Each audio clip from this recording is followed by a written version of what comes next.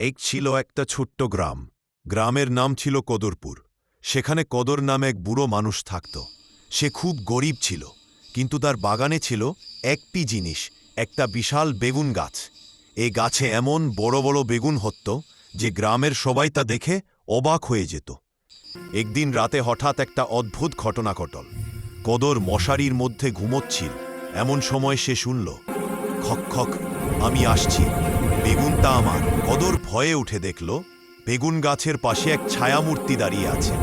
মাথা থেকে ধোঁয়া বেরোচ্ছে, চোখ লাল তকতকে। সে গম্ভীর গলায় বলল, এই বেগুন গাছে আমার বাসা, যে কেউ বেগুন ছুলেই আমি তাকে তুলে নিয়ে যাই। পরদিন সকালে কদর সব ঘটনা গ্রামের লোককে বলল।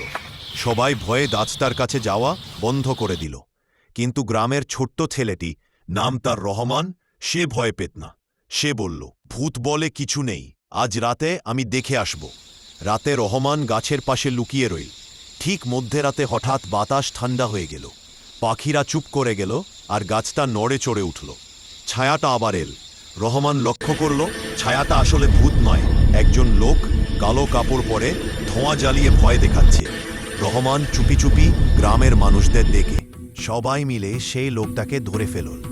জানা গেল সে গ্রামের পাশের লোক, রাতে বেগুন চুরি করতে আসত আর ভূতের ভান করত, যাতে কেউ কাছে না আসে।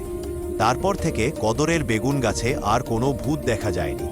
গ্রামের সবাই বুঝল, সব ভয়ই সত্যিকারের নয়, অনেক সময় ভয় মানুষই তৈরি করে। শিক্ষা: অন্ধবিশ্বাস নয়, সাহস আর বুদ্ধি দিয়ে সত্যিটা খুঁজে বের করতে হয়।